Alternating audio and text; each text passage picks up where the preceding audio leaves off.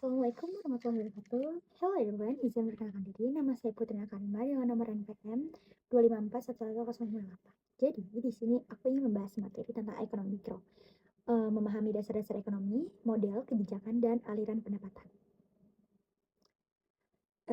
Yang pertama yaitu berpikir layaknya seorang ekonom. Yang pertama, berpikir secara ilmiah. Ekonomi adalah ilmu sosial yang menggunakan metode ilmiah, ekonom yang mengembangkan teori dan mengumpulkan data untuk mengujinya. Mereka seringkali harus mengamati fenomena di dunia nyata, merumuskan hipotesis, dan menganalisis bukti empiris. Proses ini menuntut objektivitas dan ketelitian dalam penalaran. Yang kedua yaitu ada peran asumsi. Untuk menyederhanakan kompleksitas di dunia, ekonom menggunakan asumsi. Asumsi memungkinkan kita fokus pada esensi masalah. Misalnya asumsi ceteris paribus, semua hal ini tetap sama, memungkinkan kita menganalisis dampak satu variabel tanpa terdistorsi oleh variabel lain yang bergerak. Asumsi yang baik adalah fondasi dari model yang berguna. Yang ketiga itu ada model ekonomi. Model adalah representasi sederhana dari realitas yang mungkin kita memahami hubungan kausalitas. Model yang baik tidak harus realistis, tetapi harus prediktif. Contoh model meliputi kurva kemungkinan produksi dan diagram aliran sirkuler. Model ini membantu visualisasi dan analisis mekanisme ekonomi. Lalu yang pertama itu ada model ekonomi kurva kemungkinan produksi, PPC. Kurva kemungkinan produksi atau bisa disebut dengan PPC adalah model grafis yang menunjukkan berbagai kombinasi output, misalnya barang X dan barang Y, yang mungkin diproduksi oleh suatu perekonomian dengan sumber daya dan teknologi yang tersedia. Ini adalah alat fundamental untuk memahami konsep kelangkaan, efisiensi, dan biaya peluang. Ini bisa dilihat dari sini ya guys, ada contohnya. Ini barang X, terus ada barang Y. Kalau barang X itu kurang efisien di sepanjang PPC. Kalau barang Y efisiensi penuh dan tidak mungkin. Ya, disitulah dia. Lalu selanjutnya, kelangkaan dan pilihan. Titik-titik di sepanjang kurva menunjukkan kombinasi produk yang efisien. Karena sumber daya terbatas untuk memproduksi lebih banyak satu barang, perekonomian harus mengorbankan produksi barang lain. Inilah efisiensi dari kelangkaan dan memaksa pilihan. Lalu itu ada biaya peluang. Biaya peluang adalah harus dikorbankan untuk mendapatkan sesuatu. Kemiringan PPC mengukur biaya peluang produksi suatu barang yang diukur dalam satuan barang lainnya. Biaya peluang yang meningkat PPC yang berbentuk melengkung keluar menunjukkan bahwa sumber daya tidak dapat dialihkan dengan sempurna antara produksi kedua barang. Lalu selanjutnya ada kebijakan dan persepsi. Ekonomi mikro adalah studi tentang bagaimana rumah tangga dan perusahaan membuat keputusan dan bagaimana mereka berinteraksi di pasar. Pemahaman ini sangat penting untuk merancang kebijakan publik yang efektif dan menilai dampaknya terhadap individu dan pasar spesifik. Yang pertama itu ada perilaku konsumen. Ekonomi mikro menganalisis bagaimana konsumen memaksimalkan kepuasan utilitas mereka berdasarkan anggaran yang terbatas. Keputusan mereka dipengaruhi oleh harga, pendapatan, dan preferensi. Yang kedua itu ada keputusan perusahaan. Perusahaan bertujuan memaksimalkan keuntungan dengan memilih tingkat produksi harga dan kombinasi input yang optimal. Analisis biaya, penerimaan, dan struktur pasar sangat vital. Dampak kebijakan ekonomi mikro mengevaluasi dampak kebijakan seperti pajak subsidi, kontrol harga, harga batas, dan harga pasar, dan regulasi terhadap alokasi sumber daya di pasar tertentu. Kebijakan ini seringkali menghasilkan konsekuensi yang tidak diinginkan. Memahami persepsi tentang keadilan dan efisiensi dalam ekonomi mikro adalah tantangan karena trade-off antara kedua tujuan tersebut seringkali tak terhindarkan dalam perumusan kebijakan. Lalu itu selanjutnya ada saling ketergantungan dan keuntungan dari perdagangan. Salah satu prinsip paling mendasar dalam ekonomi adalah bahwa perdagangan dapat membuat semua orang lebih sejahtera. Ini didasarkan pada konsep spesialisasi dan dua jenis keunggulan absolut dan keunggulan komparatif. Yang pertama ada keunggulan absolut. Kemampuan untuk memproduksi barang menggunakan input yang lebih sedikit daripada produsen lain. Keunggulan absolut itu adalah tentang produktivitas mutlak. Namun, keunggulan absolut bukanlah dasar untuk perdagangan yang saling menguntungkan. Yang kedua yaitu ada keunggulan komparatif. Kemampuan untuk memproduksi barang dengan biaya peluang yang lebih rendah daripada produsen lain. Ini adalah prinsip yang mendasar spesialisasi dan perdagangan. Jika setiap entitas berfokus pada apa yang paling efisiensi mereka lakukan, output total akan meningkat.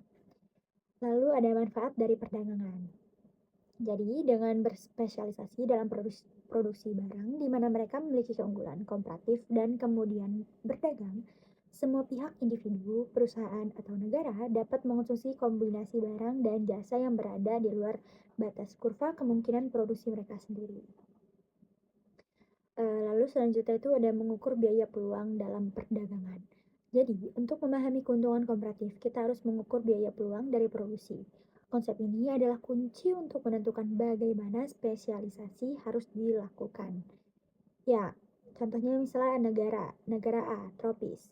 Biaya peluangnya memproduksi 1 ton kopi, 1 ton gandum. Lalu biaya peluangnya untuk memproduksinya yaitu 1 ton gandum tadi, yaitu 1 ton kopi. Lalu ada negara kedua yaitu negara B, misalnya sedang. Terus biaya peluangnya 5 ton gandum, lalu biaya peluangnya untuk memproduksinya ada 0,2 ton kopi. Dalam contoh di atas, negara A memiliki keunggulan komparatif dalam memproduksi kopi karena biaya peluangnya 1 ton gandum, lebih rendah dibandingkan negara B, 5 ton gandum. Lalu selanjutnya ada negara B, memiliki keunggulan komparatif dalam memproduksi gandum karena biaya peluangnya 0, ton kopi lebih rendah dibandingkan negara A, 1 ton kopi. Jadi, ketika setiap negara berspesialisasi sesuai dengan keunggulan komparatifnya, produksi global dari kedua barang yang akan meningkat. Perdagangan memungkinkan redistribusi peningkatan output ini menghasilkan keuntungan bagi kedua belah pihak. Lalu selanjutnya ada pelaku utama kegiatan ekonomi. Dalam setiap perekonomian, terdapat interaksi dinamis antara berbagai kelompok pelaku kegiatan. Secara sederhana, kita mengidentifikasi 4 sektor utama yang menggerakkan roda ekonomi. Memahami peran masing-masing adalah dasar untuk analisis makroekonomi dan mikroekonomi. Yang pertama itu ada rumah tangga konsumen, RTK. Memiliki dan menjual faktor-faktor produksi tenaga kerja, tanah, dan modal kepada perusahaan. Mereka juga adalah konsumen barang dan jasa akhir. Tujuan utama mereka ini adalah memaksimalkan utilitas dan kepuasan. Lalu yang kedua ada rumah tangga produsen, RTP. Menggunakan faktor-faktor produksi yang menghasilkan barang dan jasa membayar upah sewa dan bunga kepada RTK. RTK tadi disebut dengan rumah tangga konsumen, yaitu tujuan utamanya untuk memaksimalkan keuntungan. Lalu yang ketiga ada pemerintah. Bertindak sebagai regulator, produsen menyediakan barang publik dan konsumen, mengumpulkan pajak dan menggunakan pengeluaran pemerintahan untuk mempengaruhi perekonomian. Lalu yang keempat ada masyarakat dari luar negeri. Mencakup sektor ekspor dan impor, investasi asing, dan pinjaman atau pinjaman internasional. Interaksi ini menghubungkan perekonomian domestik dengan ekonomi global. Lalu selanjutnya ada aliran pendapatan 4 sektor realitas yang lebih kompleks dari yang tadi. Model 2 sektor adalah penyederhanaan. Dalam perekonomian yang lebih realistis, model 4 sektor ini kita harus menyertakan pemerintah dan masyarakat luar negeri, serta mempertimbangkan kebocoran, leakage, dan injections yang mempengaruhi aliran pendapatan. Yang pertama itu ada kebocoran atau dibaca dengan leakages. Mungkin itu bacanya, sorry. Uang yang keluar dari aliran sirkuler rumah tangga dan perusahaan, yaitu yang pertama ada tabungan, S, pajak itu T, dan impor itu M. Kebocoran cenderung mengurangi permintaan agregat domestik. Yang kedua itu ada injeksi atau bisa disebut dengan injections. Uang yang masuk kembali ke aliran sirkuler di luar pengeluaran konsumsi rumah tangga. Yang pertama itu ada yaitu I, pengeluaran pemerintahan yaitu G, dan ekspor itu X. Injeksi cenderung meningkatkan permintaan agregat domestik.